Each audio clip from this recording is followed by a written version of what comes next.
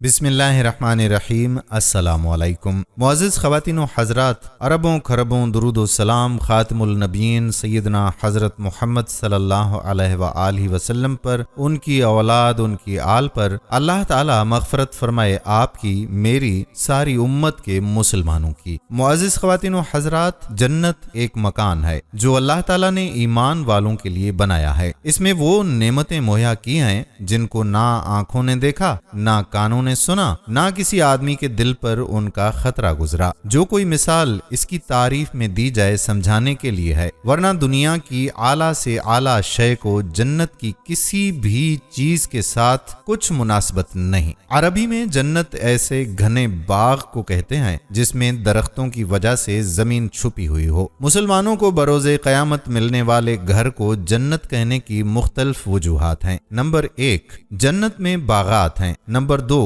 وہ دنیا میں نگاہوں سے چھپے ہوئے ہیں۔ نمبر 3، عالم غیب میں سے ہے۔ ناظرین، یوں تو اللہ نے جنت انسانوں اور بالخصوص مسلمانوں کے لیے بنائی ہے، لیکن بعض روایات کے مطابق تاریخ میں کچھ ایسے جانور بھی گزرے ہیں جو کہ اللہ رب العزت کے مقرب بندوں کی نسبت سے جنت میں داخل ہوں گے۔ ناظرین، آج کی اس ویڈیو میں ہم آپ کو بتائیں گے کہ وہ 10 جانور کون سے ہیں جو کہ جنت میں جائیں گے، کن کن انبیاء کرام علیہم السلام سے ان جانوروں کو کس وجہ سے نسبت ہے، اس ویڈیو میں آپ کو تفصیل سے بتائیں گے، لہٰذا ویڈیو کو اسکپ مت کیجیے گا، آخر تک اس ویڈیو کو ضرور دیکھیے گا۔ اور اگر آپ نے ابھی تک ہمارا یوٹیوب چینل نور اسلامک سبسکرائب نہیں کیا تو چینل کو سبسکرائب ضرور کر دیں اور بیل کے بٹن کو بھی پریس کر لیں تاکہ یہاں پر اپلوڈ ہونے والی مزید معلوماتی ویڈیوز کا نوٹیفیکیشن آپ کو ملتا رہے۔ تو ناظرین، ویڈیو کا آغاز کرتے ہیں اور آپ کو بتاتے ہیں پہلے جانور کا نام۔ وہ پہلا جانور جو جنت میں جائے گا وہ آقا دو جہاں صلی اللہ علیہ وآلہ وسلم کی اونٹنی ہے۔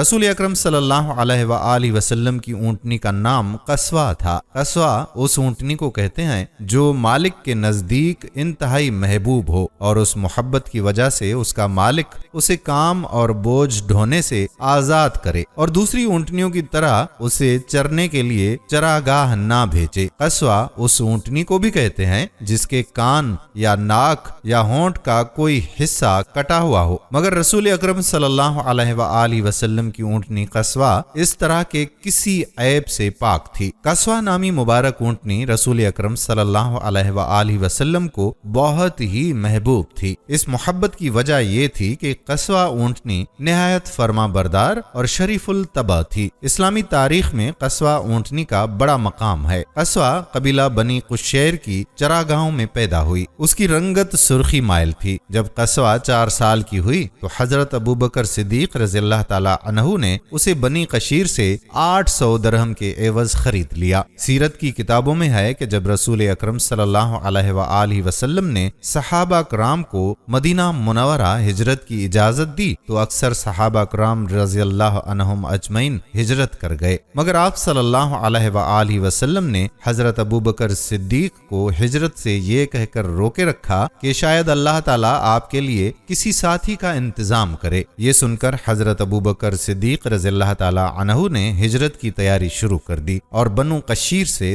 2 تیز رفتار اور طاقتور اونٹنیاں خرید لیں۔ ان 2 اونٹنیوں میں سے ایک قصوہ تھی۔ بخاری میں ہے کہ ہجرت کے وقت رسول اکرم صلی اللہ علیہ وآلہ وسلم اور صدیق اکبر رضی اللہ تعالیٰ عنہ نے غار میں پناہ لی۔ 3 دن کے بعد جب روانگی کا وقت آیا تو صدیق اکبر رضی اللہ تعالیٰ عنہ نے رسول اکرم صلی اللہ علیہ وآلہ وسلم کی سواری کے لیے اونٹنی پیش کرتے ہوئے فرمایا، اے اللہ کے رسول صلی اللہ علیہ وآلہ وسلم، آپ پر میرے ماں باپ قربان، آپ ان 2 اونٹنیوں میں سے کوئی ایک پسند فرما لیں۔ آپ صلی اللہ علیہ وآلہ وسلم نے فرمایا، ہاں، مگر میں اس کی قیمت ادا کروں گا۔ صدیق اکبر رضی اللہ تعالیٰ عنہ نے جو اونٹنی رسول اکرم صلی اللہ علیہ وآلہ وسلم کو فروخت کی اس کا نام قصوہ رکھا گیا۔ آپ صلی اللہ علیہ وآلہ وسلم نے اس کی قیمت ادا کی، پھر اس پر سوار ہو کر مدینہ منورہ روانہ ہوئے۔ ناظرین، علماء کرام کا کہنا ہے کہ سفر ہجرت میں حضرت ابوبکر صدیق رضی اللہ تعالی عنہ سے اونٹنی خریدنے میں حکمت یہ ہے کہ رسول اکرم صلی اللہ علیہ وآلہ وسلم چاہتے تھے کہ اس مبارک اور تاریخی سفر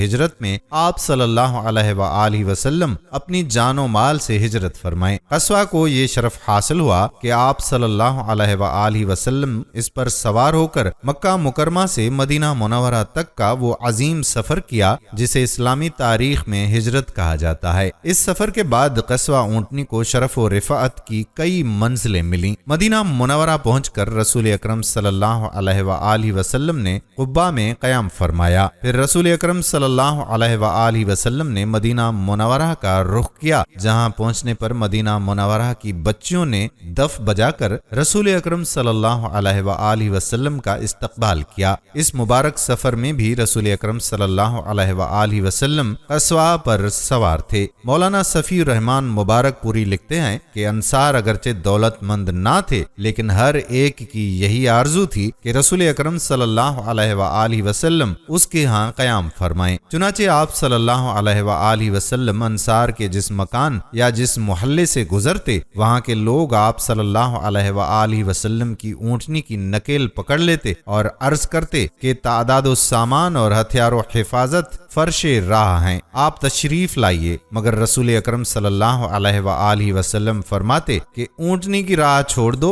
ये अल्लाह की तरफ से मामूर है। मतलब ये है कि कस्वा ऊँटनी तौफीक इलाही से चल रही है, इसकी राह छोड़ दो, इसे जहाँ हुक्म होगा वहीं बैठ जाएगी। नीज ऊँटनी के बैठने के मकाम पर ही मस्जिद नबवी सल्लल्लाहु अलैहि वआलिहि वसल्लम की तामीर होगी और वहीं रसूलुल्लाह सल्लल्लाहु अलैहि वआलिहि वसल्लम क़याम फरमाएंगे। ये सुनकर सब कस्वा की राह से हट गए और हैरत व इस्ताजाब से उसकी हरकत व सकनात का जायजा लेते रहे। कस्वा चलती रही यहाँ तक कि उस मकाम पर पहुंचकर बैठी जहां आज मस्जिद नबवी सल्लल्लाहु अलैहि वआलिहि वसल्लम है। लेकिन रसूल अकरम सल्लल्लाहु अलैहि वआलिहि वसल्लम नीचे नहीं उतरे। कस्वा दोबारा उठी, थोड़ी दूर गई, मुड़कर देखने के बाद दोबारा उसी मकाम पर आकर बैठ गई। इसके बाद आप सल्लल्लाहु अलैहि वआलिहि वसल्लम नीचे तशरीफ ले आए। ये आप सल्लल्लाहु अलैहि वआलिहि वसल्लम के ननिहाल वालों यानी बनी निजार का मोहल्ला था। अल्लाह ताला अपने नबी को ननिहाल में क़याम फरमाकर रसूल अकरम सल्लल्लाहु अलैहि वआलिहि वसल्लम की इज्जत अफजाई करना चाहता था। अब बनु निजार के लोगों ने मेजबानी का शरफ हासिल करने के लिए रसूल अकरम सल्लल्लाहु अलैहि वआलिहि वसल्लम से अर्ज किया, मगर हजरत अबू अयूब अंसारी रज़ियल्लाहु ताला अन्हु ने लिपक कर कस्वा से कजाह उठा लिया और अपने घर ले गए। इस पर रसूल अकरम सल्लल्लाहु अलैहि वआलिहि वसल्लम ने फरमाया कि आदमी अपने कजावे के साथ है। चुनाचे हजरत अबू अयूब अंसारी रज़ियल्लाहु ताला अन्हु को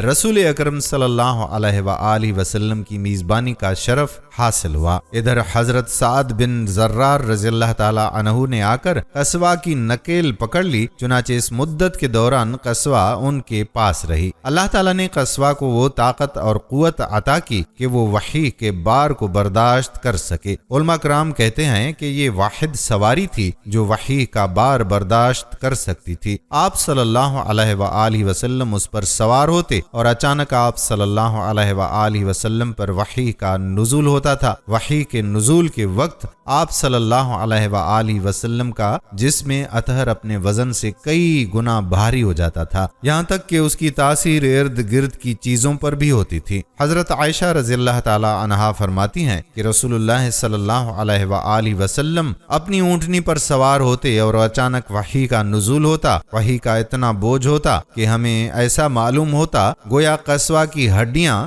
चटक जाएंगी। वही के बोझ का अंदाजा लगाने के लिए एक और रिवायत पेश खिदमत है। एक मरतबा आप सल्लल्लाहु अलैहि वआलिहि वसल्लम हजरत ज़ैद बिन साबित रज़ियल्लाहु ताला अन्हु की रान पर सर मुबारक रख कर आराम फरमा रहे थे कि अचानक वही का नुज़ूल शुरू हो गया। सैयदना ज़ैद कहते हैं कि अल्लाह की कसम, कुरान के बोझ से करीब था कि मेरी हड्डी टूट जाती। मैं समझा कि आज के बाद मैं अपने पैरों पर नहीं चल सकता। नाज़रीन, कस्वा को ये शरफ हासिल है कि इसे 5 अहम मवाक़े में शिरकत नसीब हुई। रसूल अकरम सल्लल्लाहु अलैहि वआलिहि वसल्लम ग़ज़वा बदर के लिए इसी पर सवार होकर तशरीफ ले गए। सुलह हुदैबिया, उम्रे का क़ज़ा, फतह मक्का और हज्जतुल विदा के सफर में भी कस्वा शरीक थी। फतह मक्का के मौके पर रसूल अकरम सल्लल्लाहु अलैहि वआलिहि वसल्लम मक्का मुकरमा में इस हाल में दाखिल हुए कि तवाज़ु और इंकिसारी से आप सल्लल्लाहु अलैहि वआलिहि वसल्लम का सर झुका हुआ था। रिवायात के मुताबिक रसूल اللہ صلی اللہ علیہ وآلہ وسلم نے اس قدر سر جھکا لیا کہ سر اقدس قصوہ کے کوہن سے لگ رہا تھا۔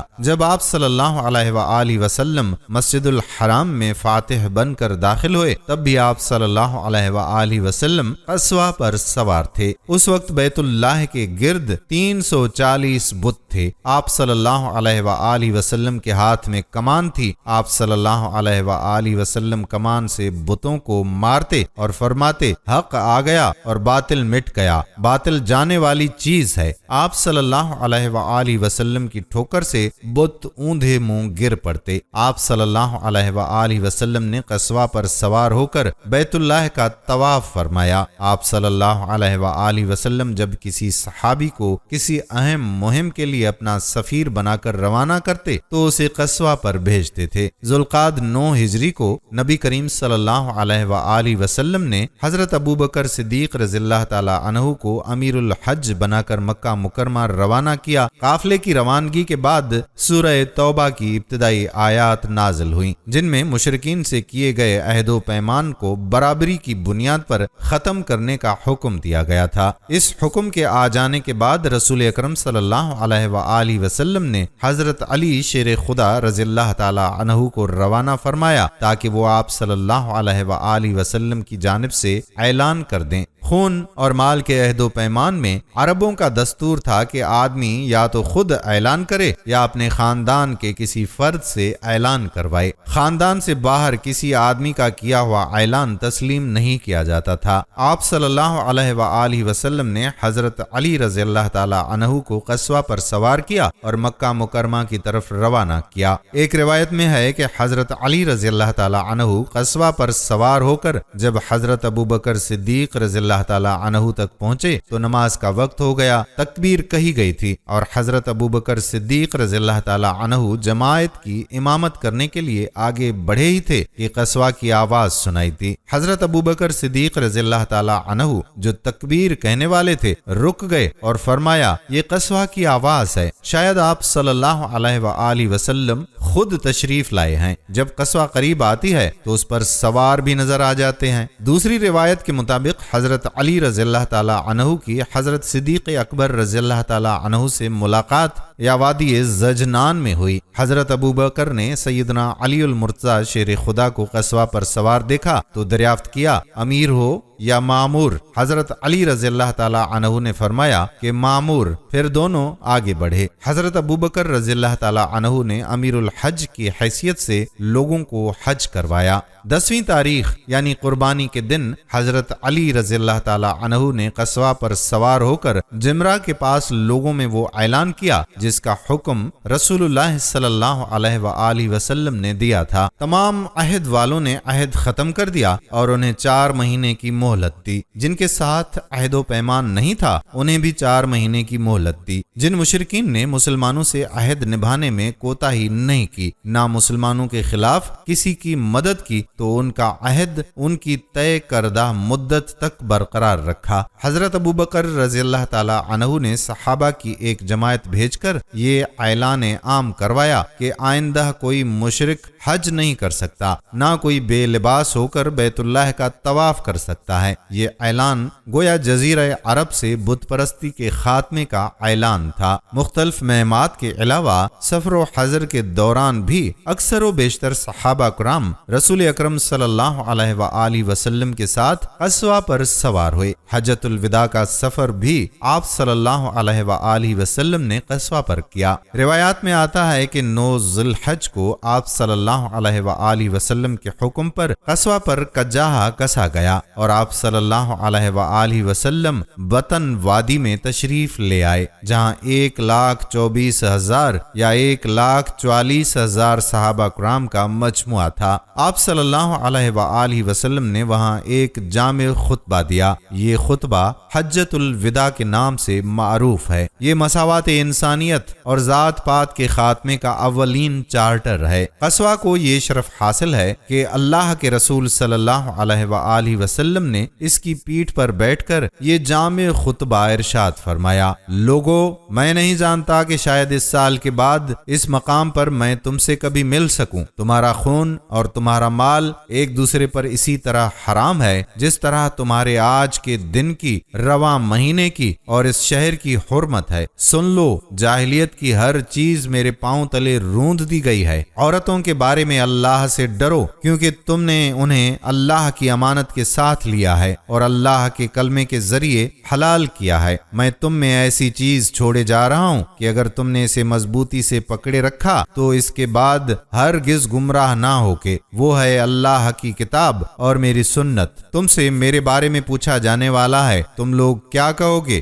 صحابہ رضی اللہ تعالی عنہم نے کہا کہ ہم شہادت دیتے ہیں کہ آپ صلی اللہ علیہ وآلہ وسلم نے تبلیغ کر دی، پیغام پہنچا دیا اور خیر خواہی کا حق ادا فرمایا۔ یہ سن کر آپ صلی اللہ علیہ وآلہ وسلم نے انگشت شہادت کو آسمان کی طرف اٹھایا اور لوگوں کی طرف جھکاتے ہوئے 3 مرتبہ فرمایا: اے اللہ، گواہ رہ۔ واضح رہے کہ رسول اکرم صلی اللہ علیہ وآلہ وسلم کے تمام خطبات میں یہ خطبہ جو حجۃ الوداع کے موقع پر ارشاد فرمایا گیا، آپ صلی اللہ علیہ وآلہ وسلم کا طویل ترین خطبہ ہے۔ مولانا صفی الرحمن مبارک پوری لکھتے ہیں کہ خطبہ ارشاد فرمانے اور ظہر و عصر کی نماز سے فارغ ہونے کے بعد آپ صلی اللہ علیہ وآلہ وسلم جائے وقوف پر تشریف لے گئے، قصوہ کا شکم چٹانوں کی جانب کیا اور جبل مشات کو سامنے کیا اور قبلہ رخ وقوف فرمایا یہاں تک کہ سورج غروب ہونے لگا۔ اس کے بعد رسول اکرم صلی اللہ علیہ وآلہ وسلم قصوہ پر سوار ہوئے اور حضرت اسامہ بن زید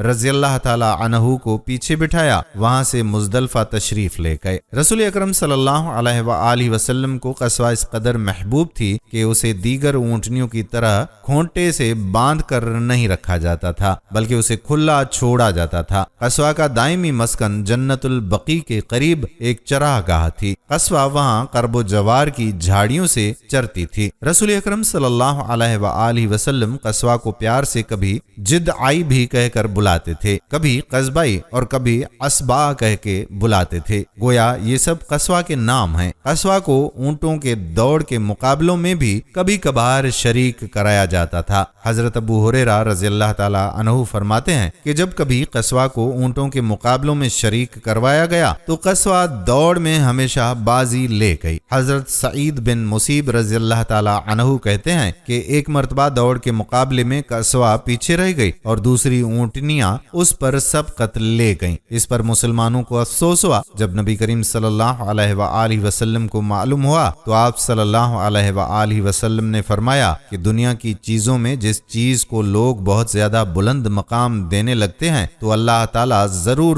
اسے اس کے مقام سے گراتا ہے۔ قصوہ رسول اکرم صلی اللہ علیہ وآلہ وسلم کی خدمت میں 11 سال تک رہی۔ آپ صلی اللہ علیہ وآلہ وسلم کی وفات جہاں تمام صحابہ کرام رضی اللہ عنہم اجمعین کے لیے عظیم صدمہ تھا، وہاں قصوہ کے لیے بھی آپ صلی اللہ علیہ وآلہ وسلم کی وفات کسی بڑی مصیبت سے کم نہ تھی۔ صحابہ کرام رضی اللہ عنہم اجمعین اس صدمے سے نکل آئے، مگر قصوہ کو رسول اکرم صلی اللہ علیہ وآلہ وسلم کی جدائی برداشت نہ ہو سکی۔ شدت غم کی وجہ سے خود اپنا بوجھ اٹھانے کے قابل نہ رہی۔ قصوہ نے کھانا پینا ترک کر دیا، آنکھوں سے مسلسل آنسو بہتے رہتے تھے، یہاں تک کہ صحابہ کرام رضوان اللہ علیہم اجمعین نے اس پر رحم کھاتے ہوئے اس کی آنکھوں پر پٹی باندھ دی۔ رسول اکرم صلی اللہ علیہ وآلہ وسلم کی وصال کے بعد قصوہ پر کوئی سوار نہ ہوا۔ پھر حضرت ابوبکر صدیق رضی اللہ تعالی عنہ کی خلافت کا 1 سال بھی پورا نہیں ہوا کہ قصوہ بھی اس دنیا سے رخصت ہو گئی۔ ناظرین، دوسرا جانور جس کے بارے میں کہا جاتا ہے کہ وہ جنت میں جائے گا وہ حضرت صالح علیہ السلام کی اونٹنی ہے، اور اس اونٹنی کا تذکرہ قرآن کریم میں بھی موجود ہے۔ اس کے متعلق بھی آپ کو تفصیل سے بتاتے ہیں کہ یہ اونٹنی کیسے پیدا ہوئی اور اس کو کیسے قتل کیا گیا۔ ناظرین، قدیم جزیرۃ العرب کے شمال مغرب علاقے میں واقع وادی القرہ، جہاں پہ قوم سمود کی حکمرانی تھی، جب ان کے مد مقابل جنوبی مشرقی عرب پر قوم عاد قابض تھی۔ قوم عاد اور قوم سمود کا تعلق حضرت نوح علیہ السلام کے صاحبزادے سام بن نوح علیہ السلام سے ہے۔ یہ دونوں قومیں ایک ہی دادا کی اولاد ہیں اور دو شخصیات کے نام سے موسوم ہیں۔ طوفان نوح علیہ السلام کے بعد قوم عاد ہی وہ قوم تھی جس نے سب سے پہلے بتوں کو پوجنا شروع کیا۔ ان کے پیغمبر حضرت ہود علیہ السلام تھے، جن کی نافرمانی کی پاداش میں اللہ تعالیٰ نے قوم عاد پر تیز آندھی کا عذاب مسلط کیا اور پوری کی پوری قوم غرق ہو گئی۔ حجاز مقدس سے شام جانے والے قدیم راستے پر ایک شہر آباد تھا جس کا نام حجر تھا۔ یہ قوم سمود کا دارالحکومت تھا۔ آج کل یہ شہر مدائن صالح علیہ السلام کہلاتا ہے۔ مدائن صالح کے قدیم علاقوں میں ایک علاقہ العلا ہے۔ مدینہ منورہ سے تبوک کی جانب سفر کرتے ہوئے بڑی شاہراہ پر تقریباً 450 کلومیٹر کی مسافت پر یہ علاقہ آج بھی آباد اور بہت پر رونق ہے۔ العلا شہر ہی سے وادی سمود میں داخلے کا راستہ ہے۔ یہاں ایک جدید ریلوے اسٹیشن بھی ہے جس کا نام مدائن صالح اسٹیشن ہے۔ وادی سمود کا یہ لقدق صحرا 18 سے 20 مربع میل پر پھیلا ہوا ہے، جہاں ہزاروں ایکڑ رقبے پر وہ خوبصورت تاریخی عمارات ہیں جنہیں قوم سمود نے سنگلاخ سرخ پہاڑوں کا سینہ چیر کر تراشا تھا۔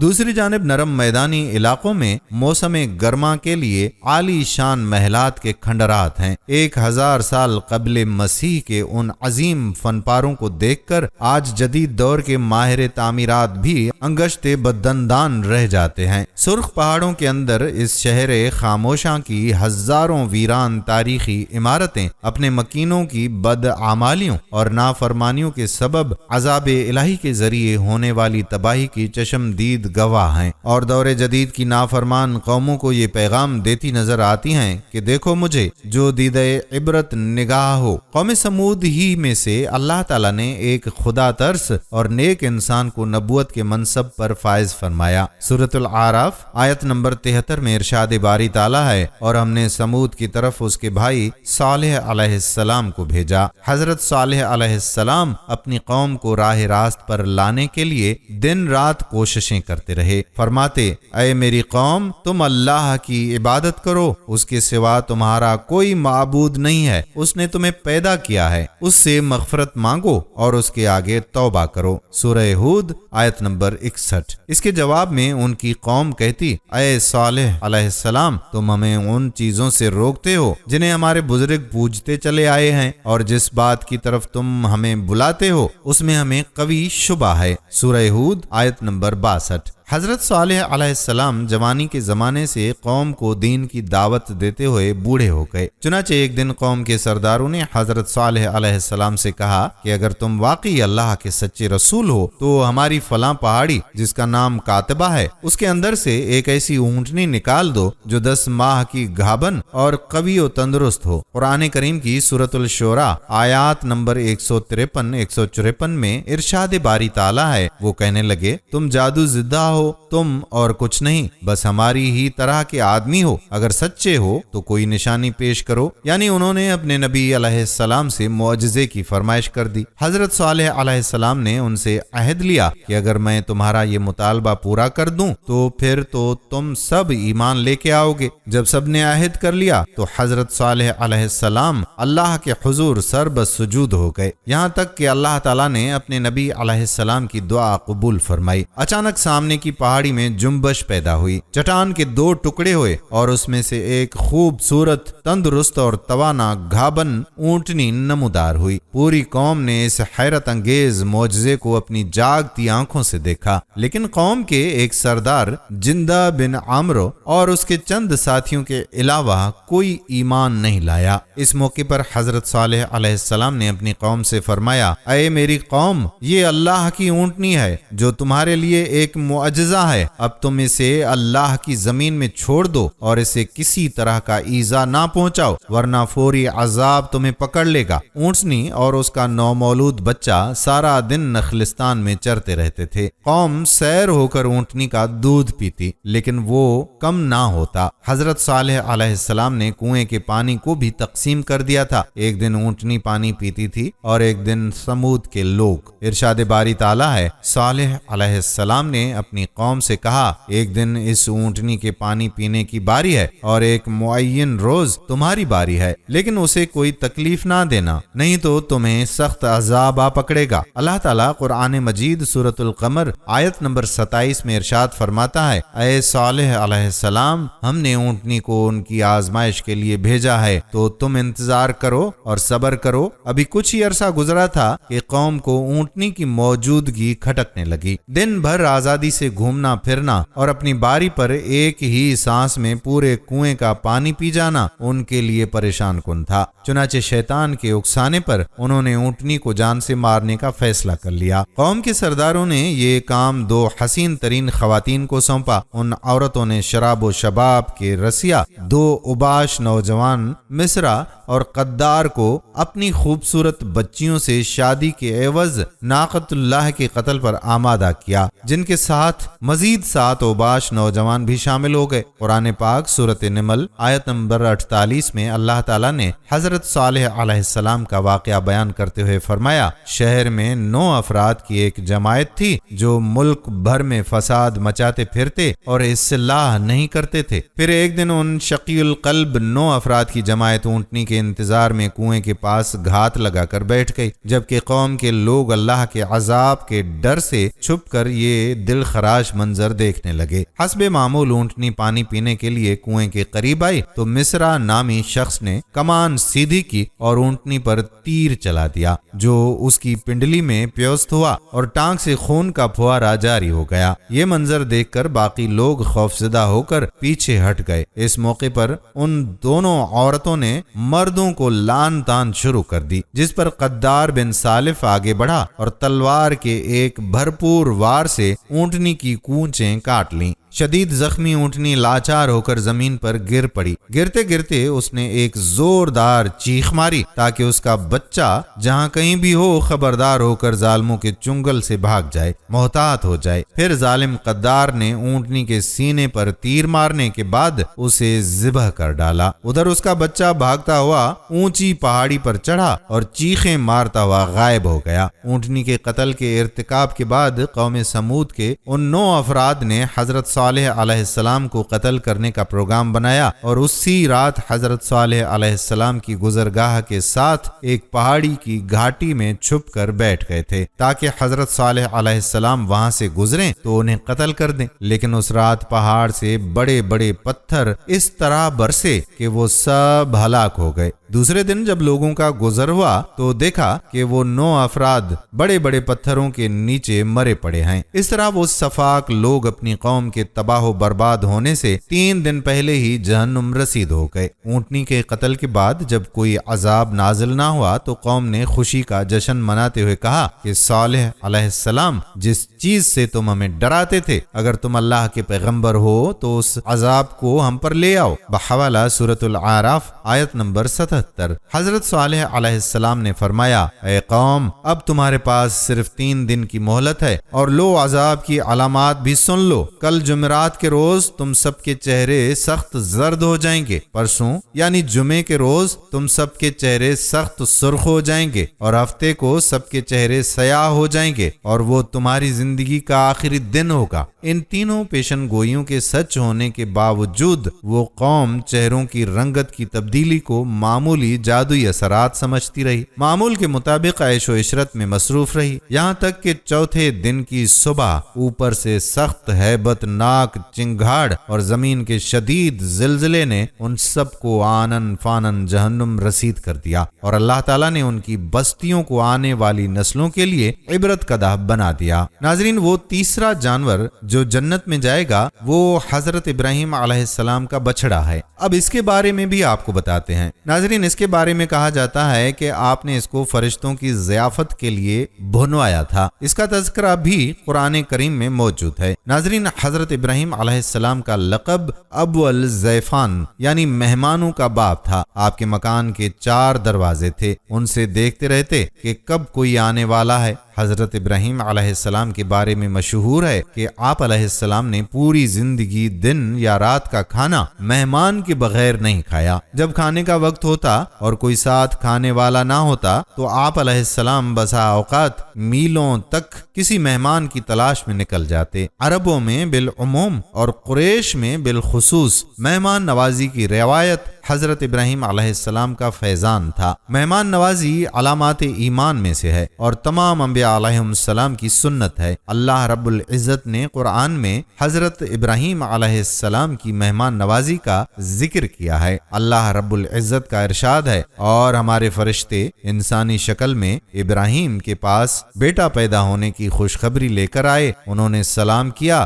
ابراہیم علیہ السلام نے بھی سلام کیا اور بغیر کسی تاخیر کے گائے کا بھنا ہوا بچڑا لے آئے ان کی مہمان نوازی کے لیے۔ ناظرین، اس سے معلوم ہوا کہ فرشتے حضرت ابراہیم علیہ السلام کے ہاں انسانی صورت میں پہنچے تھے اور ابتدا میں انہوں نے اپنا تعارف نہیں کرایا تھا، اس لیے حضرت ابراہیم علیہ السلام نے خیال کیا کہ یہ کوئی اجنبی مہمان ہے اور ان کے آتے ہی فوراً ان کی ضیافت کا انتظام فرمایا۔ حضرت ابراہیم علیہ السلام نے اپنی عادت مہمان نوازی کے مطابق بشکل انسان آنے والے فرشتوں کو انسان اور مہمان سمجھ کر مہمان نوازی شروع کی اور فوراً ہی ایک تلا ہوا بچڑا سامنے لا کر رکھ دیا۔ ناظرین گرامی، یہ وہی بچڑا ہے جس کے بارے میں کہا جاتا ہے کہ یہ جنت میں جائے گا۔ ناظرین، اب بات کرتے ہیں اس چوتھے جانور کی جو کہ جنت میں جائے گا۔ وہ حضرت اسماعیل علیہ السلام کا مینڈھا ہے، جو آپ علیہ السلام کی قربانی کے وقت حضرت جبرائیل علیہ السلام اللہ تعالیٰ کے حکم پر جنت سے لائے تھے۔ ناظرین، حضرت اسماعیل علیہ السلام حضرت ابراہیم علیہ السلام اور حضرت ہاجرہ کے بیٹے تھے۔ حضرت ہاجرہ نے بچپن سے ہی بیٹے کی پرورش اور تعلیم و تربیت پر خصوصی توجہ دی تھی۔ 13 سال کا طویل عرصہ جیسے پلک جھپکتے گزر گیا۔ حضرت اسماعیل علیہ السلام مکے کی مقدس فضاؤں میں آب زمزم پی کر اور صبر و شکر کی پے کر عظیم ماں کی آغوش تربیت میں پروان چڑھے ہوئے اور عظیم ماں کی آغوش تربیت میں پروان چڑھتے ہوئے بہترین صلاحیتوں کے مالک خوبصورت نوجوان کا روپ دھار چکے تھے کہ ایک دن حضرت ابراہیم علیہ السلام تشریف لائے اور فرمایا، اے بیٹا، میں خواب میں دیکھتا ہوں کہ گویا میں تمہیں ذبح کر رہا ہوں، تو تم سوچو کہ تمہارا کیا خیال ہے؟ فرما بردار بیٹے نے سر تسلیم خم کرتے ہوئے فرمایا، ابا جان، آپ کو جو حکم ہوا ہے وہی کیجیے، اللہ نے چاہا تو آپ مجھے صابرین میں پائیں گے۔ بحوالہ سورۃ صافات۔ حضرت اسماعیل علیہ السلام کا یہ سعادت مندانہ جواب دنیا بھر کے بیٹوں کے لیے آداب فرزندی کی ایک شاندار مثال ہے۔ اطاعت و فرما برداری اور تسلیم و رضا کی اس کیفیت کو علامہ اقبال رحمت اللہ علیہ یوں بیان کرتے ہیں، یہ فیضان نظر تھا یا کہ مکتب کی کرامت تھی، سکھائے کس نے اسماعیل کو آداب فرزندی۔ ناظرین، حضرت ابراہیم علیہ السلام نے بیٹے کا جواب سنا تو انہیں سینے سے لگایا اور حضرت ہاجرہ علیہ السلام کے پاس لے آئے۔ فرمایا، اے ہاجرہ، آج ہمارے نور نظر کو آپ اپنے ہاتھوں سے تیار کیجئے۔ ممتا کے مقدس شیرین اور انمول جذبوں میں ڈوبی ماں نے اپنے اکلوتے بیٹے کو نئی پوشاک پہنائی، آنکھوں میں سرما، سر میں تیل لگایا اور خوشبو میں رچا بسا کر باپ کے ساتھ باہر جانے کے لیے تیار کر دیا۔ اسی اسنا میں حضرت ابراہیم علیہ السلام بھی ایک تیز دھار چھری کا بندوبست کر چکے تھے۔ پھر بیٹے کو ساتھ لے کر مکے سے باہر منا کی جانب چل دیے۔ شیطان نے باپ بیٹے کے درمیان ہونے والی گفتگو سن لی تھی۔ جب اس نے صبر و استقامت اور اطاعت خداوندی کا یہ روح پرور منظر دیکھا تو مضطرب ہو گیا۔ اس نے باپ بیٹے کو اس قربانی سے باز رکھنے کا فیصلہ کر لیا۔ چنانچہ جمرہ عقبہ کے مقام پر راستہ روک کر کھڑا ہو گیا۔ حضرت ابراہیم علیہ السلام کے ساتھ موجود فرشتے نے کہا، یہ شیطان ہے، اسے کنکریاں ماریں۔ حضرت ابراہیم علیہ السلام نے اللہ اکبر کہہ کر اسے 7 کنکریاں ماری، جس سے وہ زمین میں دھنس گیا۔ ابھی آپ علیہ السلام کچھ ہی آگے بڑھے تھے کہ زمین نے اسے چھوڑ دیا اور وہ جمرہ وسطیٰ کے مقام پر پھر ورغلانے کے لیے آیا۔ حضرت ابراہیم علیہ السلام نے دوبارہ کنکریاں ماری، وہ پھر زمین میں دھنسا، لیکن آپ علیہ السلام کچھ ہی آگے بڑھے تھے کہ وہ جمرہ اولا کے مقام پر پھر موجود تھا۔ حضرت ابراہیم علیہ السلام نے تیسری بار اللہ اکبر کہہ کر کنکریاں ماری تو وہ زمین میں دھنس گیا۔ اللہ تبارک و تعالیٰ کو ابراہیم خلیل اللہ کا شیطان کو کنکریاں مارنے کا عمل اس قدر پسند آیا کہ اسے رہتی دنیا تک کے لیے حج کے واجبات میں شامل فرما دیا۔ شیطان اپنی ناکامی پر بڑا پریشان تھا۔ تینوں مرتبہ کی کنکریوں نے اس کے جسم کو زخموں سے چور چور کر دیا۔ اچانک اسے ایک نئی چال سوجی اور وہ عورت کا بھیس بدل کر بھاگم بھاگ حضرت ہاجرہ کی خدمت میں حاضر ہوا اور بولا، اے اسماعیل کی ماں، تمہیں علم ہے کہ ابراہیم تمہارے لخت جگر کو کہاں لے گئے ہیں؟ حضرت ہاجرہ نے فرمایا، ہاں وہ باہر گئے ہیں، شاید کسی دوست سے ملنے گئے ہیں۔ شیطان نے اپنے سر پر ہاتھ مارتے ہوئے کہا، وہ تیرے بیٹے کو ذبح کرنے وادی منا میں لے گئے ہیں۔ حضرت ہاجرہ علیہ السلام نے حیرت اور تعجب کا اظہار کرتے ہوئے فرمایا، یہ کیسے ممکن ہے کہ ایک شفیق اور مہربان باپ اپنے چہیتے اور اکلوتے بیٹے کو ذبح کر دے؟ اس موقع پر بے ساختہ شیطان کے منہ سے نکلا، وہ یہ سب اللہ تعالیٰ کے حکم پر کر رہے ہیں۔ یہ سن کر صبر و شکر اور اطاعت و فرما برداری کی پیکر اللہ کی برگزیدہ بندی نے فرمایا، اگر یہ اللہ تعالیٰ کا حکم ہے تو ایک اسماعیل کیا، اس کے حکم پر 100 اسماعیل بھی قربان ہیں۔ اللہ تعالیٰ نے قربانی قبول فرما لی۔ شیطان یہاں سے نامراد ہو کر واپس منا کی جانب پلٹا، لیکن وہاں کا ایمان افروز منظر دیکھ کر اپنے سر پر خاک ڈالنے اور چہرہ پیٹنے پر مجبور ہو گیا۔ وادی منا کے سیاہ پہاڑ، نیلے شفاف آسمان پر روشن آگ برساتا سورج، فلک پر موجود تسبیح و تہلیل میں مصروف ملائکہ، اللہ کی راہ میں اپنی متاع عزیز کی قربانی کا محیر العقول منظر دیکھنے میں محو تھے۔ مکے سے آنے والی گرم ہوائیں بھی منا کی فضاؤں میں موجود عبادت و اطاعت، تسلیم و رضا اور صبر و شکر کی ایک عظیم داستان رقم ہوتے دیکھ رہی تھیں۔ روایات میں آتا ہے کہ جب حضرت ابراہیم علیہ السلام نے حضرت اسماعیل علیہ السلام کو لیٹنے کی ہدایت دی تو حضرت اسماعیل علیہ السلام نے فرمایا، ابا جان، میں پیشانی کے بل لیٹتا ہوں تاکہ آپ علیہ السلام کا چہرہ مجھے نظر نہ آئے، اور آپ علیہ السلام بھی اپنی آنکھوں پر پٹی باندھ لیں تاکہ جب آپ علیہ السلام مجھے ذبح کر رہے ہوں تو شفقت پدری امر الہی پر غالب آنے کا امکان نہ رہے۔ صبر و استقامت کے گوہگراں والد نے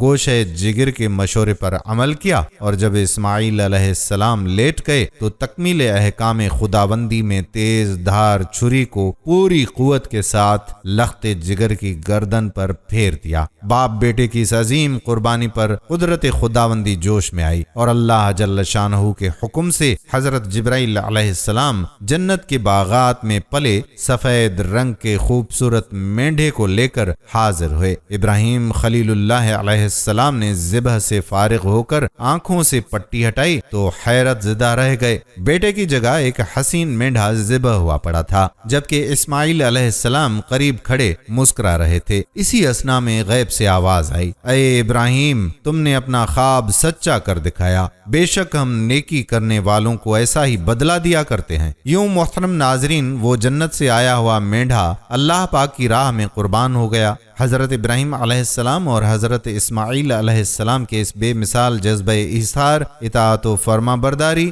جرت و استقامت، تسلیم و رضا اور صبر و شکر پر مہر تصدیق ثبت کرتے ہوئے اللہ تعالیٰ نے قرآن پاک میں فرمایا، اور ہم نے اسماعیل کی عظیم قربانی پر ان کا فدیہ دے دیا۔ اللہ رب العزت کو اپنے دونوں برگزیدہ اور جلیل قدر بندوں کی یہ ادا اس قدر پسند آئی کہ اسے اطاعت، عبادت اور قربت الہی کا ذریعہ قرار دیتے ہوئے قیامت تک کے لیے جاری فرما دیا۔ ناظرین، اب بات کریں گے اس 5ویں جانور کی جو کہ جنت میں جائے گا۔ وہ حضرت موسیٰ علیہ السلام کی گائے ہے، جس کی تفصیل بیان کرتے ہوئے امام ابن جریر طبری رحمۃ اللہ علیہ فرماتے ہیں کہ بنو اسرائیل میں عامیل نامی ایک مالدار شخص رہا کرتا تھا، اس کی اولاد نہیں تھی، اس کا بھتیجا ہی اس کا وارث تھا، لیکن جلد از جلد امیر بننے کا لالچ اس پر کچھ اس طرح سے سوار ہوا کہ اس نے اپنے چچا کو قتل کر دیا اور لاش کو بستی کے مضافات میں راستے پر پھینک دیا۔ صبح کو جب قاتل کی تلاش شروع ہوئی تو کسی کو کوئی سراغ نہ مل سکا۔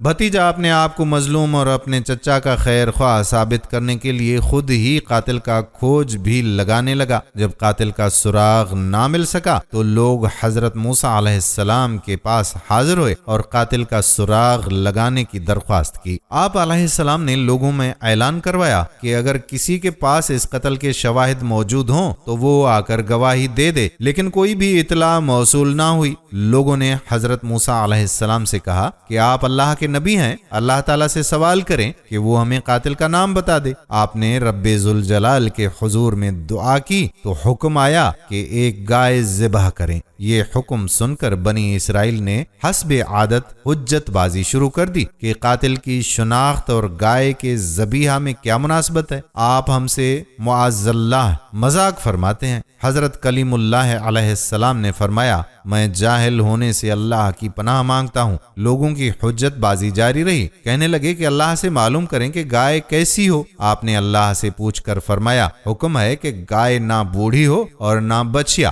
لوگ پوچھنے لگے، رنگ کیسا ہو؟ فرمایا، شوخ اور زرد رنگ کی گائے ہو جو دیکھنے والوں کو بھلی لگتی ہو۔ لوگ پھر کہنے لگے، اس کی صفت کیسی ہو؟ کیونکہ گائے ہم پر مشتبہ ہو گئی ہے۔ اور مزید وضاحت ہوئی تو انشاءاللہ ہم ہدایت پا جائیں گے۔ ارشاد ہوا کہ وہ گائے مشقت نہ کھیتوں کو پانی دیتی ہو، صحیح سالم اور بے داغ بھی ہو۔ کہنے لگے کہ اب بات مکمل ہوئی، جبکہ وہ محض حجتیں کر رہے تھے، ان کی نیت گائے ذبح کرنے کی نہیں تھی۔ اگر پہلی بار ہی حکم کی تعمیل کر دیتے تو کافی ہو جاتا، لیکن انہوں نے سوالات کو طول دے کر اپنے لیے مزید قید لگوا لی اور انہیں گائے کی تلاش میں مشقت و جستجو کا سامنا کرنا پڑا۔ بالآخر جب وہ اچھی طرح سمجھ گئے کہ فلاں قسم کی گائے چاہیے تو ایسی گائے کی تلاش شروع کر دی، یہاں تک کہ جب یہ لوگ ایک لڑکے کی گائے کے پاس پہنچے تو بہو یہ ایسی گائے تھی جس کی ان لوگوں کو ضرورت تھی۔ چنانچہ ان لوگوں نے گائے کو اس کی کھال میں سونا بھر کر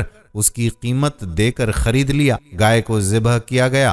حضرت موسیٰ علیہ السلام نے فرمایا کہ اس کی ہڈی لے کر مقتول کے جسم پر ضرب لگاؤ۔ جب ضرب لگائی گئی تو وہ مقتول زندہ ہو گیا۔ اس نے اپنے قاتل کی نشاندہی کی اور پھر فوت ہو گیا۔ بعد میں قاتل کو بطور سزا قتل کر دیا گیا۔ ناظرین، اس جنتی گائے کے مالک اور اس کی قیمت کے بارے میں بتایا جاتا ہے کہ بنی اسرائیل میں ایک نیک شخص تھا جس کا ایک ہی بیٹا تھا۔ اس کے پاس ایک بچیا بھی تھی۔ خدا کا کرنا ایسا ہوا کہ اس شخص کا انتقال ہو گیا اور اس کا بیٹا اپنی ماں کے سائے میں پرورش پانے لگا۔ کچھ سالوں بعد بیٹا بڑا ہو گیا اور بہت نیک اور اپنی ماں کا فرما بردار تھا۔ ایک دن ماں نے بیٹے کو اس کے والد کی بچیا جو اب بڑی ہو کر گائے بن چکی تھی اسے 3 دینار میں بیچنے کا حکم دیا اور فرمایا کہ جب بیچنے لگو تو ایک بار پھر مجھ سے پوچھ لینا۔ بیٹا گائے بیچنے بازار آیا تو ایک فرشتہ انسانی صورت میں آ کر اس سے ملا اور 6 دینار گائے کی قیمت لگائی، لیکن ماں کی اجازت کے بغیر بیچنے کو کہا۔ بیٹا راضی نہ ہوا اور آ کر ماں کو یہ بات بتائی۔ ماں نے 6 دینار قیمت کی منظوری دے دی مگر اجازت لینے کی شرط باقی رکھی۔ اگلی مرتبہ وہی فرشتہ پھر ملا اور اس بار 12 دینار قیمت لگائی مگر ماں کی اجازت کے بغیر بیچنے کو کہا۔ بیٹا پھر نہ مانا اور جا کر ماں کو یہ بات بتائی۔ ماں سمجھ گئی کہ ہو نہ ہو یہ کوئی فرشتہ ہے۔ ماں نے کہا کہ اب کی بار اگر وہ شخص ملے تو پوچھنا کہ کیا آپ گائے بیچنے کا حکم دیتے ہیں یا نہیں۔ اگلی بار ملنے پر جب بیٹے نے یہ سوال کیا تو وہ فرشتہ بولا کہ ابھی اسے مت بیچو، جب بنی اسرائیل اسے خریدنے آئیں تو اس کی قیمت یہ لگانا کہ اس گائے کی کھال میں سونا بھر کر دیا جائے۔ اس واقعے کی بنا پر اس سورت کا نام سورۃ البقرہ ہے۔ ناظرین، اب آپ کو بتاتے ہیں اس چھٹے جانور کے بارے میں جو کہ جنت میں جائے گا۔ یہ وہ مچھلی ہے جس کے پیٹ میں حضرت یونس علیہ السلام 40 دن تک زندہ رہے۔ ناظرین، حضرت یونس علیہ السلام کو اللہ تعالیٰ نے نینوا یعنی موجودہ عراق کا شہر موصل کی بستی کی ہدایت کے لیے بھیجا۔ نینوا میں آپ علیہ السلام کئی سال تک ان کو تبلیغ کی دعوت دیتے رہے، مگر قوم ایمان نہ لائی تو آپ علیہ السلام نے ان کو عذاب کے آنے کی خبر دی اور ترشیش یعنی موجودہ تیونس کی طرف جانے کے لیے نکلے۔ حضرت یونس علیہ السلام جب قوم سے ناراض ہو کر چلے گئے تو قوم نے آپ علیہ السلام کے پیچھے توبہ کر لی۔ دوسری طرف آپ علیہ السلام اپنے سفر کے دوران دریا کو عبور کرنے کے لیے اسرائیل کے علاقہ یافا میں کشتی میں سوار ہوئے۔ کچھ دور جا کر کشتی بھنور میں پھنس گئی۔ اس وقت کے دستور اور رواج کے مطابق یہ خیال کیا جاتا تھا کہ جب کوئی غلام اپنے مالک سے بھاگ کر جا رہا ہو اور کشتی میں سوار ہو تو وہ کشتی اس وقت تک کنارے پر نہیں پہنچتی جب تک اس غلام کو کشتی سے اتار نہ لیں۔ اب کشتی کے بھنور میں پھنسنے پر ان لوگوں نے قرہ ڈالا جو حضرت یونس علیہ السلام کے نام نکلا۔ 3 دفعہ قرہ آپ علیہ السلام کے نام ہی نکلا تو آپ علیہ السلام نے فرمایا کہ میں ہی غلام ہوں جو اپنے آقا کو چھوڑ کر جا رہا ہوں۔ آپ علیہ السلام نے خود ہی دریا میں چھلانگ لگا دی تاکہ دوسرے لوگ کنارے پر پہنچ جائیں۔ اللہ تعالیٰ نے ایک مچھلی کے دل میں القاء کیا اور حکم دیا کہ حضرت یونس علیہ السلام کو بغیر نقصان پہنچائے نگل لے۔ اس طرح آپ علیہ السلام مچھلی کے پیٹ میں آ گئے۔ یہ آپ علیہ السلام پر ایک امتحان تھا۔ حضرت یونس علیہ السلام کو مچھلی کے پیٹ میں جانے کی وجہ سے ذوالنون اور صاحب الحوت کہا گیا ہے، کیونکہ نون اور حوت دونوں کا معنی مچھلی ہے۔ اللہ تعالیٰ نے ارشاد فرمایا، اور مچھلی والے کو بھی ہم نے نوازا، یاد کرو جب کہ وہ بگڑ کر چلا گیا تھا اور سمجھا تھا کہ ہم اس پر گرفت نہ کریں گے۔ دوسری طرف مچھلی کے پیٹ میں داخل ہونے کے بعد حضرت یونس علیہ السلام نے یہ سمجھا کہ وہ مر چکے ہیں، مگر پاؤں پھیلایا تو اپنے آپ کو زندہ پایا۔ بارگاہ الہی میں اپنی ندامت کا اظہار کیا اور توبہ استغفار کی، کیونکہ وہ وحی الہی کا انتظار اور اللہ تعالیٰ سے اجازت لیے بغیر اپنی قوم سے ناراض ہو کر نینوا سے نکل آئے تھے۔ پھر مچھلی کے پیٹ میں حضرت یونس علیہ السلام نے اپنی خطا کی معافی یوں مانگی۔ آخر کو اس نے تاریکیوں میں پکارا، نہیں ہے کوئی خدا مگر تو، پاک ہے تیری ذات، بے شک میں نے قصور کیا۔ جب اللہ تعالیٰ نے حضرت یونس علیہ السلام کی پرسوز آواز کو سنا اور دعا قبول کی تو مچھلی کو حکم ہوا کہ حضرت یونس علیہ السلام کو جو تیرے پاس ہماری امانت ہے اگل دے۔ چنانچہ مچھلی نے دریا کے کنارے حضرت یونس علیہ السلام کو 40 روز کے بعد اگل دیا۔ وہ ایسی ویران جگہ تھی جہاں نہ کوئی درخت تھا نہ سبزہ، بلکہ بالکل چٹیل میدان تھا، جبکہ حضرت یونس علیہ السلام بے حد کمزور اور نحیف ہو چکے تھے۔ حضرت ابن عباس رضی اللہ تعالی عنہ سے روایت ہے کہ حضرت یونس علیہ السلام نومولود بچے کی طرح ناتواں کمزور تھے۔ آپ علیہ السلام کا جسم بہت نرم و نازک ہو گیا تھا اور جسم پر کوئی بال نہ تھا، چنانچہ اللہ تعالیٰ نے اپنی رحمت سے حضرت یونس علیہ السلام کے قریب کدو کی بیل اگا دی تاکہ اس کے پتے آپ علیہ السلام پر سایہ کیے رہیں۔ اسی طرح اللہ تعالیٰ کے حکم کے بموجب ایک جنگلی بکری صبح اور شام آپ علیہ السلام کو دودھ پلا کر واپس چلی جاتی۔ یہ سب اللہ تعالیٰ کی رحمت اور فضل ہی تھا، ورنہ آپ ضعیف اور کمزور ہو چلے تھے۔ قرآن مجید میں مچھلی کے پیٹ سے نکلنے کے بعد حضرت یونس علیہ السلام کی حالت کو اس طرح سے بیان کیا گیا ہے، آخرکار ہم نے اسے بڑی سقیم حالت میں ایک چٹیل زمین پر پھینک دیا اور اس پر ایک بیلدار درخت اگا دیا۔ ناظرین، اس مچھلی کا نام نجم تھا۔ وہ مچھلی بڑے سر والی اور پوری کشتی کو نگلنے کی صلاحیت رکھنے والی تھی۔ اللہ کے ایک نبی علیہ السلام کی چند روز کی صحبت بابرکت کی وجہ سے وہ مچھلی جنت میں جائے گی۔ علماء فرماتے ہیں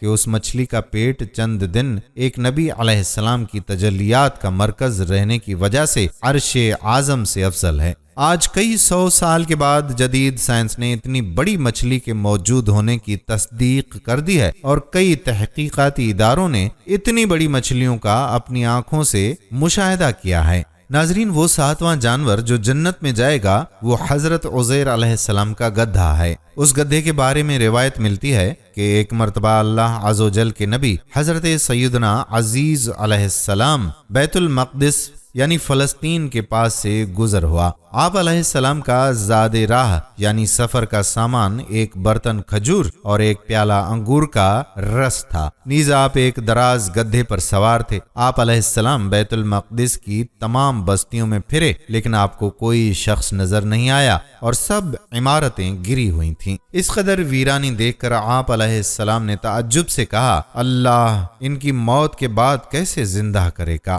یہ فرمانے کے بعد آپ علیہ السلام نے اپنی سواری کسی جگہ باندھی اور آرام کی غرض سے لیٹ گئے۔ یہ صبح کا وقت تھا۔ اس دوران آپ کی روح قبض کر لی گئی اور آپ 100 سال کی نیند سو گئے۔ نیز آپ کا دراز گوش بھی مر گیا۔ اس عرصے میں آپ علیہ السلام لوگوں کی نگاہوں سے پوشیدہ رہے۔ 100 سال کے بعد آپ کو شام کے وقت زندہ کیا گیا۔ اللہ عز و جل نے آپ سے فرمایا، تم کتنے دن سے یہاں ٹھہرے ہوئے ہو؟ آپ علیہ السلام نے عرض کی کہ 1 دن یا اس سے کچھ کم وقت، کیونکہ آپ علیہ السلام کا یہ خیال تھا کہ یہ اسی دن کی شام ہے جس کی صبح آپ آرام کرنے کے لیے لیٹے تھے۔ اللہ عز و جل نے فرمایا، تم یہاں 100 سال سے ٹھہرے ہوئے ہو، اپنے کھانے پینے کی چیزیں دیکھو ویسی ہی صحیح سلامت ہیں، اور اپنا گدھا دیکھو کس حال میں ہے۔ جب آپ علیہ السلام نے کھجوریں اور انگور کا رس دیکھا تو واقعی دونوں کی تر و تازگی میں کوئی فرق نہ آیا تھا، جبکہ گدھا بالکل گل سڑ گیا تھا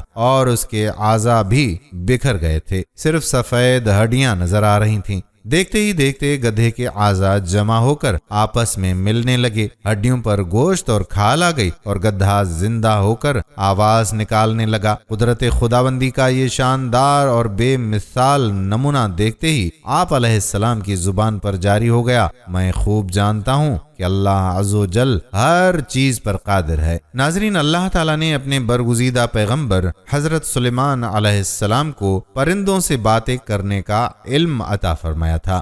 آپ پرندوں ہی نہیں، چرندوں، درندوں اور دیگر تمام مخلوق کی زبان بھی سمجھتے تھے اور ان سے انہی کی زبان میں باتیں بھی کیا کرتے تھے۔ آپ علیہ السلام کے لشکر میں انسانوں، جنوں، چرندوں، پرندوں اور درندوں کے علاوہ اللہ تعالیٰ کی دیگر مخلوقات بہت بڑی تعداد میں شامل تھیں۔ حضرت سلیمان علیہ السلام کی نسبت سے 2 جانداروں کو یہ اعزاز حاصل ہے کہ وہ جنت میں جائیں گے۔ ایک تو آپ علیہ السلام کا ہدہد اور ایک وہ چونٹی جس سے آپ کی ملاقات کا تذکرہ سورہ نمل میں بھی موجود ہے۔ اس ملاقات کے بارے میں کہا جاتا ہے کہ ایک روز حضرت سلیمان علیہ السلام اپنے عظیم الشان لشکر کے ساتھ کہیں جا رہے تھے۔ آپ علیہ السلام بہت رعب اور دبدبے والے بادشاہ تھے۔ یہی وجہ تھی کہ لشکر انتہائی نظم و ضبط اور تربیت کے ساتھ چل رہا تھا۔ کسی کی مجال نہ تھی کہ وہ اپنی مقررہ حدود سے ادھر ادھر ہو جائے۔ صحراؤں سے گزرتا، پہاڑوں کو سر کرتا، دریاؤں کو عبور کرتا یہ عظیم الشان لشکر اس وقت ایک بڑی وادی سے گزر رہا تھا۔ یہ وادی نملا یعنی چونٹیوں کی وادی تھی۔ زمین اور پہاڑوں میں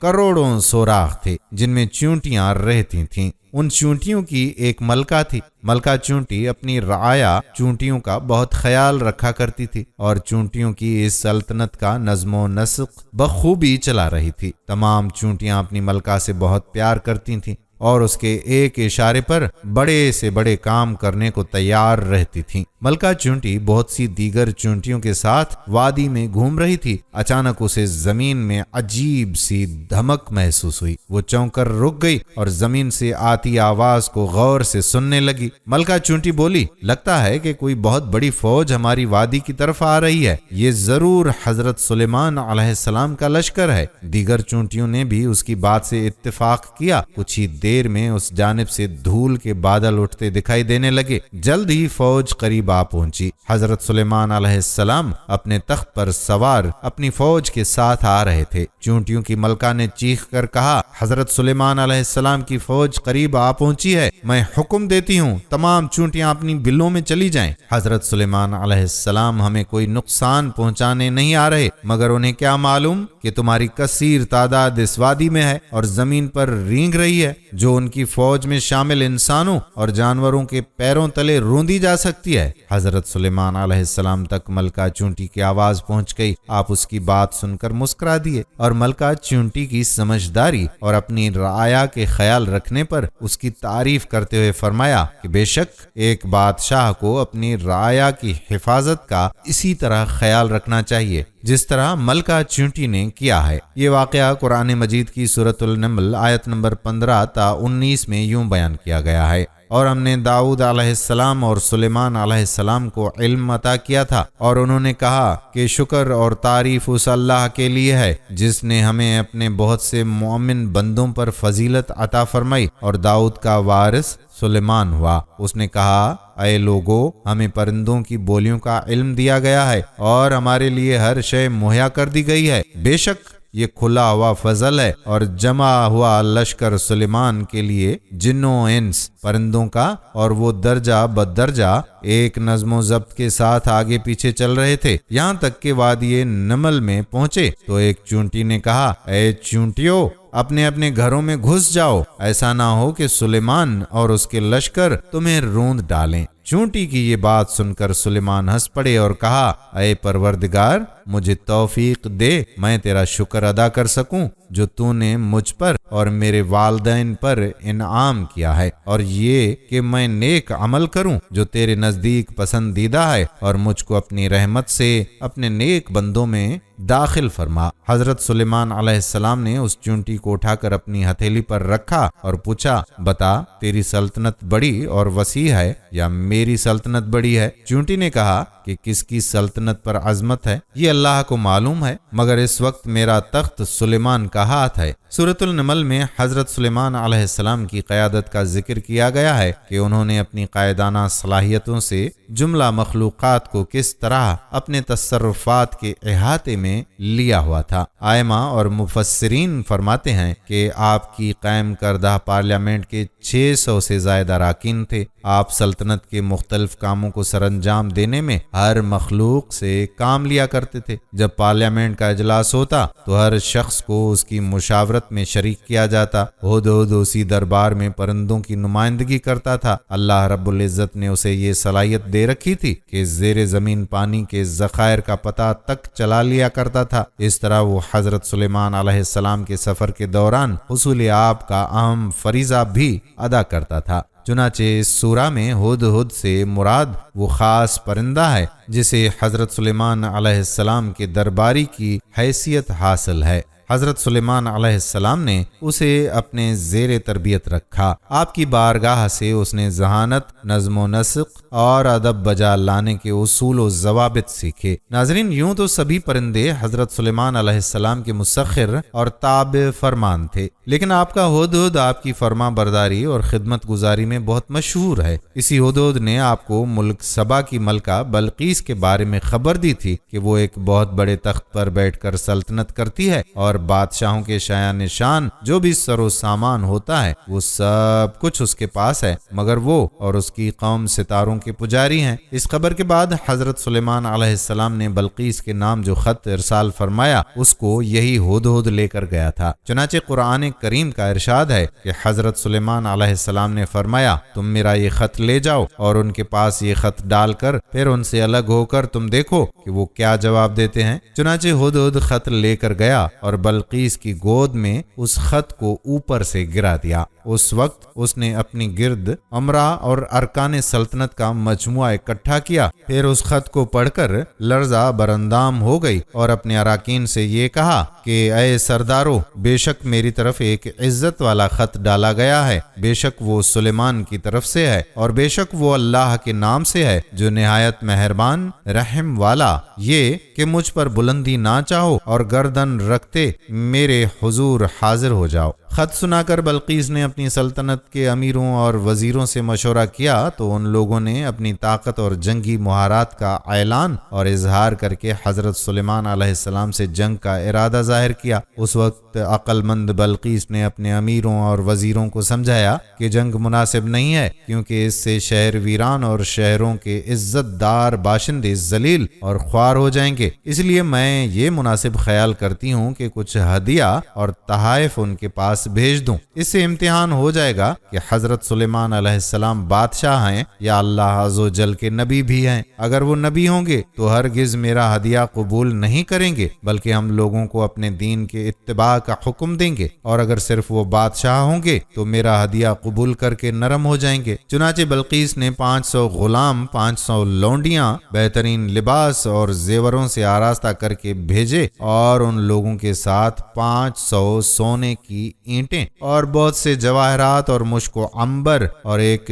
جڑاؤ تاج ایک خط کے اپنے قاصد کے ساتھ بھیج دیا۔ ہدہد سب دیکھ کر روانہ ہو گیا اور حضرت سلیمان علیہ السلام کے دربار میں آ کر سب خبریں پہنچا دیں۔ چنانچہ بلقیس کا قاصد جب چند دنوں کے بعد تمام سامانوں کو لے کر دربار میں حاضر ہوا تو حضرت سلیمان علیہ السلام نے غضبناک ہو کر قاصد سے فرمایا، کیا مال سے میری مدد کرتے ہو تو جو مجھے اللہ نے دیا وہ بہتر ہے اس سے جو تمہیں دیا، بلکہ تم اپنے تحفوں پر خوش ہوتے ہوئے پلٹ جاؤ ان کی طرف تو ضرور ہم ان پر وہ لشکر لائیں گے جن کی انہیں طاقت نہ ہوگی، اور ضرور ہم ان کو اس شہر سے ذلیل کر کے نکال دیں گے یوں کہ وہ پست ہوں گے۔ چنانچہ اس کے بعد جب قاصد نے واپس آ کر بلقیس کو سارا ماجرا سنایا تو بلقیس حضرت سلیمان علیہ السلام کے دربار میں حاضر ہو گئی، اور حضرت سلیمان علیہ السلام کا دربار اور یہاں کے عجائبات دیکھ کر اس کو یقین آ گیا کہ حضرت سلیمان علیہ السلام خدا عز و جل کے نبی برحق ہیں اور ان کی سلطنت اللہ تعالیٰ ہی کی طرف سے ہے۔ حضرت سلیمان علیہ السلام نے بلقیس کو اپنے دین کی دعوت دی تو اس نے نہایت ہی اخلاص کے ساتھ اسلام قبول کر لیا۔ پھر حضرت سلیمان علیہ السلام نے بلقیس سے نکاح کر کے اس کو اپنے محل میں رکھ لیا۔ اس سلسلے میں ہدہد نے جو کارنامے انجام دیے وہ بلا شبہ عجائبات عالم میں سے ہیں، جو یقیناً حضرت سلیمان علیہ السلام کے معجزات میں سے ہیں۔ اسی نسبت سے اس ہدہد کو یہ اعزاز حاصل ہے کہ یہ جنت میں جائے گا۔ ناظرین، اب آپ کو بتاتے ہیں اس آخری جانور کے بارے میں جو کہ جنت میں جائے گا، تو وہ ہے اصحاب کہف کا کتا۔ ناظرین، اصحاب کہف کے کتے کے بارے میں جاننے سے پہلے آپ کو کچھ تفصیل اصحاب کہف کے بارے میں بھی جاننا چاہیے۔ تو ناظرین، پیارے آقا صلی اللہ علیہ وآلہ وسلم کے دور میں کچھ قریش ایک یہودی عالم کے پاس گئے، اس سے کہا کہ حضور صلی اللہ علیہ وآلہ وسلم سے ایسا کیا سوال پوچھا جائے کہ ان کے نبی ہونے کی حقیقت واضح ہو جائے۔ چنانچہ اس کے جواب میں یہودی عالم نے آپ علیہ السلام سے 3 سوال پوچھنے کو کہا، جن میں ایک سوال یہ تھا کہ اصحاب کہف کون تھے۔ لہٰذا اللہ پاک نے اپنے پیارے محبوب صلی اللہ علیہ وآلہ وسلم کو اس کا جواب قرآن پاک کی سورۃ الکہف کے اندر مکمل وضاحت کے ساتھ بیان فرمایا۔ ناظرین، حضرت عیسیٰ علیہ السلام کا دور تھا جب اللہ تعالیٰ نے آپ علیہ السلام کو آج کے دور کے فلسطین کے علاقے میں اسلام کی تبلیغ کے لیے بھیجا۔ یہ علاقہ اس وقت رومن امپائر میں شمار ہوتا تھا۔ یہ بت پرست لوگ تھے۔ یہاں ایک یہودی بادشاہ کی حکمرانی تھی جو رومن حکومت کے ماتحت کام کر رہا تھا۔ جب حضرت عیسیٰ علیہ السلام نے تبلیغ شروع کی تو رومی لوگ آپ علیہ السلام کے مخالف ہو گئے اور آپ علیہ السلام کو گرفتار کر کے سولی پر لٹکانا چاہا، مگر اللہ کے حکم سے آپ علیہ السلام کو زندہ آسمان پہ اٹھا لیا گیا۔ اس واقعے کے کچھ عرصے کے بعد یہودی لوگوں نے رومی حکومت کے خلاف بغاوت کر دی، لہٰذا اس کے رد عمل میں انقا ہو کر ٹرٹس نامی رومی بادشاہ نے یروشلم اور فلسطین پر حملہ کر کے بالکل تباہ کر دیا، حتیٰ کہ بیت المقدس کو بھی تباہ کر دیا۔ اسی دوران اس نے 1.5 لاکھ یہودیوں کو قتل کر دیا۔ جو بچے کھچے یہودی یہاں رہ گئے تھے وہ جان بچا کر فلسطین سے نکل گئے، مگر جو حضرت عیسیٰ علیہ السلام کے ماننے والے اور ان کی تعلیمات کے پیروکار تھے صرف وہی فلسطین میں موجود رہ گئے جو کہ رومی تھا اور بت پرست تھا۔ لہٰذا اس کی حکومت میں موجود عیسائی لوگوں پر اس نے ظلم و ستم کرنا شروع کر دیے۔ ایک دن حضرت عیسیٰ علیہ السلام کے چند ماننے والے حواریوں کو اس نے اپنے دربار میں بلایا اور ان سے کہا کہ میں تمہیں چند دن کی مہلت دیتا ہوں، تم اپنے نئے دین یعنی عیسائیت سے باز آ جاؤ ورنہ میں تمہیں قتل کر دوں گا۔ حضرت عیسیٰ علیہ السلام کے پیروکار یہ نوجوان لوگ دراصل اصحاب کہف تھے، جن کے واقعے کا ذکر قرآن پاک میں سورہ کہف میں وضاحت سے آیا ہے۔ ان نوجوانوں نے جب یہ دھمکی سنی تو وہ شدید پریشان ہو گئے، کیونکہ وہ بادشاہ سے لڑنے کی ہمت نہیں رکھتے تھے اور نہ ہی شہر میں رہ کر عیسائی تعلیمات جاری رکھ سکتے تھے، ورنہ دقیانوس انہیں قتل کروا دیتا۔ لہٰذا انہوں نے شہر چھوڑ کر کہیں بھاگ جانے کا فیصلہ کیا اور اللہ پاک کی ذات پر بھروسہ کر کے شہر سے نکل گئے، یہ سوچتے ہوئے کہ اب اللہ پاک ہی ہمارے لیے کوئی فیصلہ کرے گا اور کوئی راستہ نکالے گا، یہاں تک کہ وہ ایک پہاڑی کے غار میں جا کر چھپ گئے اور وہیں سو گئے، یہاں تک کہ سوتے سوتے ان پر 300 سال کا عرصہ گزر گیا۔ ان چند نوجوانوں نے جب غار میں پناہ لی تو دعا کی کہ اے ہمارے پروردگار، ہمیں اپنے پاس سے رحمت عطا فرما اور ہمارے کام میں ہمارے لیے راہیابی کو آسان کر دے۔ پس ہم نے ان کے کانوں پر گنتی کے کئی سال تک اسی غار میں پردے ڈال دیے۔ دقیانوس نے جب ان لوگوں کو تلاش کروایا تو معلوم ہوا کہ یہ لوگ اسی غار میں موجود ہیں۔ اسے بہت غصہ آیا اور حکم دیا کہ غار کو ایک مضبوط دیوار سے بند کر دیا جائے تاکہ یہ لوگ اندر ہی مر جائیں۔ بادشاہ نے جس شخص کے ذمے یہ کام لگایا وہ بہت ہی نیک اور ایماندار تھا۔ اس نے اصحاب کہف کے نام اور ان کی تعداد اور پورا واقعہ ایک تختی پر لکھوا کر لوہے کے صندوق میں رکھ کر دیواروں کی بنیادوں میں رکھوا دیا اور ایک تختی شاہی خزانے میں بھی رکھوا دی۔ اس 300 سال کے دوران دقیانوس بادشاہ مر گیا اور کئی بادشاہ اور حکومتیں آئیں اور چلی گئیں، یہاں تک کہ 300 عیسوی رومن امپائر نے بھی عیسائیت اختیار کر لی۔ 440 عیسوی میں بیدروس نامی عیسائی بادشاہ کی حکومت آئی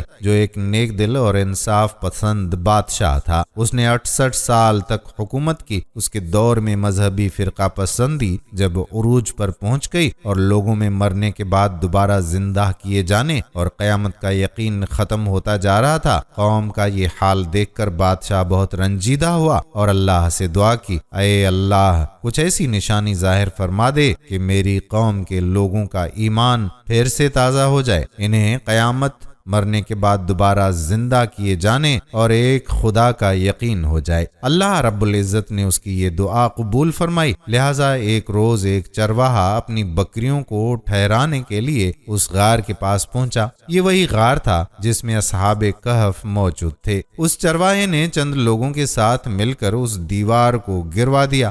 دیوار کے گرتے ہی لوگوں پر ایسی ہیبت اور خوف طاری ہوا کہ سب گھبرا کر وہاں سے بھاگ نکلے۔ یوں اللہ تعالیٰ کے حکم سے اصحاب کہف اپنی نیند سے بیدار ہوئے اور ایک دوسرے سے سلام کلام کرنے لگے اور اپنے ایک ساتھی یملیخا کو بازار سے کھانا لانے بھیجا۔ جب یملیخا بازار پہنچا تو یہ دیکھ کر حیران رہ گئے کہ شہر میں ہر طرف اسلام کا چرچا ہے، یہاں تک کہ لوگ اعلانیہ حضرت عیسیٰ علیہ السلام کا کلمہ پڑھ رہے ہیں اور ان کی تعلیمات پر عمل بھی کر رہے ہیں۔ اس کشمکش میں یملیخا نے کھانے کے عوض اپنے زمانے کے سکے دکاندار کو دیے۔ دکاندار نے جب یہ سکے دیکھے تو شک ہوا کہ شاید اس شخص کو پرانا خزانہ مل گیا ہے، لہٰذا اس نے یملیخا کو سپاہیوں کے سپرد کر دیا۔ سپاہیوں نے یملیخا سے پوچھا کہ بتاؤ یہ خزانہ کہاں سے آیا؟ یملیخا نے کہا کہ ہمارے پاس کوئی خزانہ نہیں ہے، یہ ہمارا ہی پیسہ ہے۔ سپاہیوں نے کہا کہ ہم کیسے مان لیں کیونکہ یہ سکے 300 سال پرانے ہیں۔ یملیخا نے کہا کہ پہلے مجھے بتاؤ کہ دقیانوس بادشاہ کا کیا حال ہے؟ سپاہیوں نے جواب دیا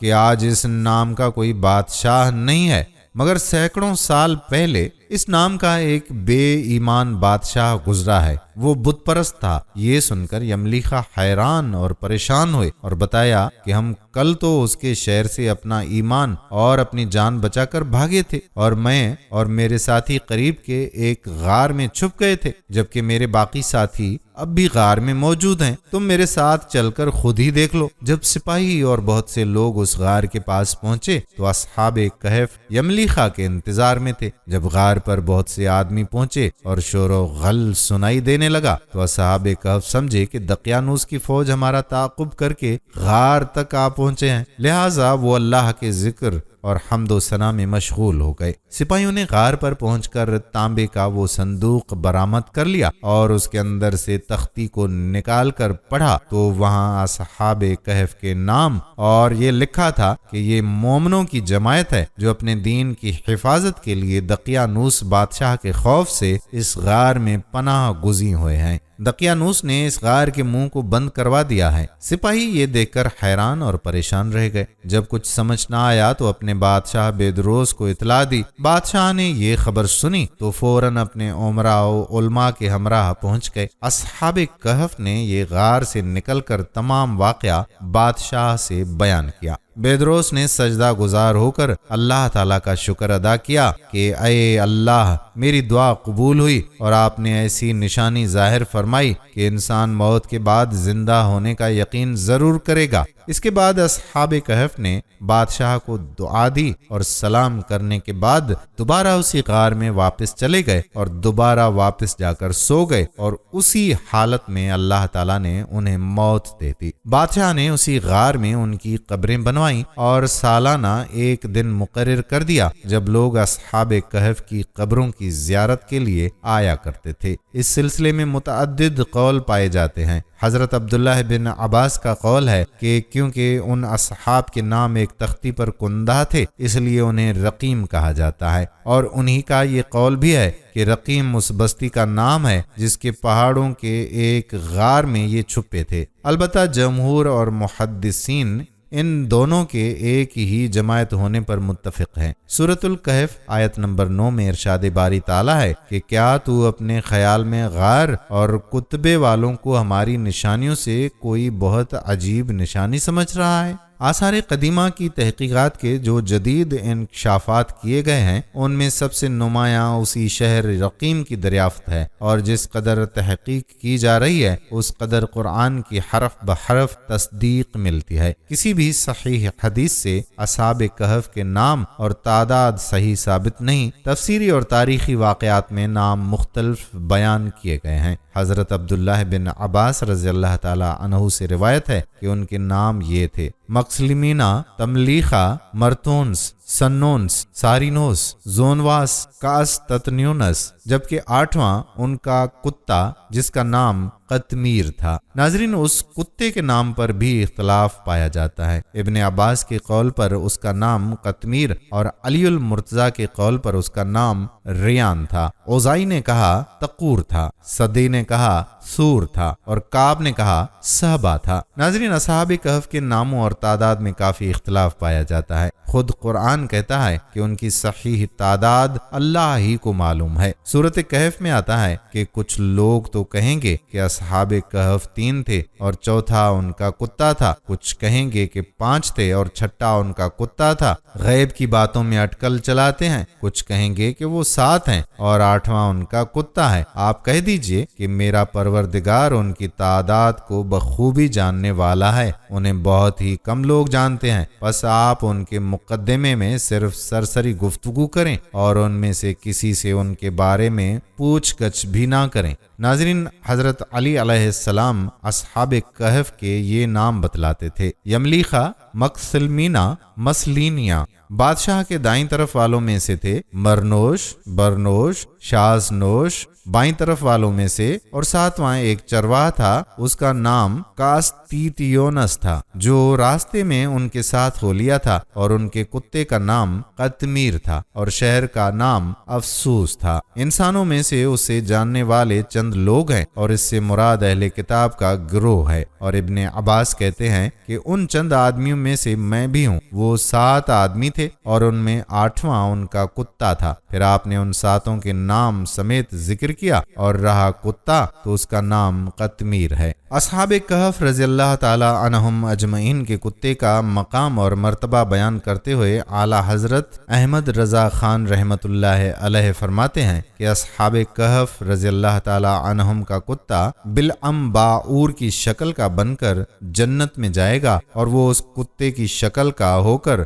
दोज़ख में पड़ेगा। उस यानी असहाबे कहफ के कुत्ते ने महबूबा ने खुदा का साथ दिया। अल्लाह अज़्ज़ोजल ने उसको इंसान बनाकर जन्नत अता फरमाई और उस यानी बलअम बाऊर ने महबूबा ने खुदा से अदावत यानी दुश्मनी की। नतीजतन वो तबाह बर्बाद हो गया। एक और मकाम पर आता है कि अगर जमीन زمین مسجد کے لیے وقف ہو جائے تو اس کی شان اور عظمت بڑھ جاتی ہے۔ اصحاب کہف کے کتے نے اپنی زندگی اللہ تعالیٰ کے پیاروں کے لیے وقف کر دی تھی تو اسے ہمیشہ کی زندگی مل گئی۔ زمین اور کتا زندگی وقف کرنے کی وجہ سے شان والے ہو گئے۔ تو اگر انسان اپنی زندگی اللہ تعالیٰ کی رضا اور خوشنودی کے حصول کی خاطر دین کے لیے وقف کر دے تو انشاءاللہ عز و جل فرشتوں سے بھی افضل ہو جائے گا۔ ناظرین، یہ تھی ہماری آج کی ویڈیو۔ ہم امید کرتے ہیں کہ آپ کو ہماری آج کی ویڈیو پسند ضرور آئی ہوگی۔ اگر آپ کو ہماری آج کی یہ ویڈیو پسند آئی ہے تو آپ سے گزارش کرتے ہیں کہ آپ ہمارے چینل کو ضرور سبسکرائب کر لیں اور ساتھ ہی لگے بیل کے بٹن کو بھی پریس کر لیں تاکہ آپ کے پاس ہماری آنے والی مزید معلوماتی ویڈیوز کا نوٹیفیکیشن بر وقت ملتا رہے۔ سبسکرائب کے ساتھ ساتھ ہماری ویڈیو کو لائک بھی ضرور کریں اور اپنی قیمتی رائے کا اظہار کمنٹس میں ضرور کریں۔ کمنٹس میں آپ اپنے سوالات بھی ہم تک پہنچا سکتے ہیں۔ اور ایک گزارش اور کہ اگر آپ نے آخر تک ہماری ویڈیو دیکھی ہے تو کمنٹ سیکشن میں کمپلیٹ ویڈیو دیکھنے کے لیے ہمیں بتائیے گا کہ ہاں آپ نے واقعی مکمل ویڈیو دیکھی تاکہ ہماری حوصلہ افزائی ہو سکے۔ اللہ تعالیٰ آپ کو اپنی حفظ و امان میں رکھے، آمین۔ آنے والی ویڈیو تک اپنے میزبان قادر بخش کلہوڑوں کو اجازت دیجیے۔ اللہ حافظ۔